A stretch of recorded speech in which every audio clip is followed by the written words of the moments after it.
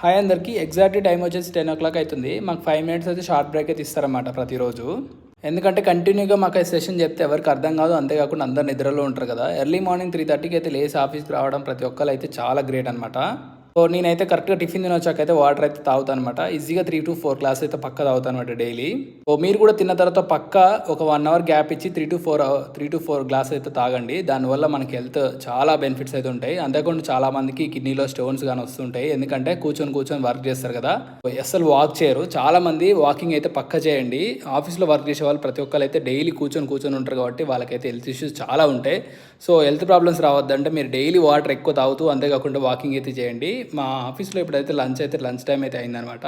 చూస్తున్నది కదా మాకైతే ఏమేమి కర్రీస్ అయితే పెట్టారో. ఇక్కడ పెరుగు అంతేకాకుండా 2 types ఆఫ్ కర్రీస్ అయితే ఉంటాయన్నమాట. వైట్ రైస్ పెరుగు అయితే సూపర్ ఉంటుంది అనమాట. డైలీ నేనైతే పెరుగు లేదైతే ఫుడ్ అయితే తినను. ఇట్లా మా టీమ్మేట్స్ అయితే ఫుడ్ అయితే తినడం అయితే స్టార్ట్ చేసిన. జస్ట్ తిన్న తర్వాత ఒక 1.5 hour అయితే మాకైతే last end of the day అనమాట. ఆ రోజైతే ఇక జస్ట్ 2:30కి అయితే మా లాగౌట్ అనమాట. ఇప్పుడైతే లాగౌట్ అయిపోయినప్పుడు అయితే చాలా హ్యాపీనెస్ అనిపిస్తుంది. వచ్చేటప్పుడు మాత్రం చాలా బాధ వస్తుంది పొద్దునట్టయితే నిద్రలో. ఎప్పుడైతే మా లాగౌట్ అయిపోద్దో మా షిఫ్ట్ అయిపోయినప్పుడు చాలా హ్యాపీ అనిపిస్తుంది. అది నాకు ఒక్కరికి కాదు, ప్రతి ఒక్క ఎంప్లాయీ కూడా అలానే ఉంటుంది అనమాట.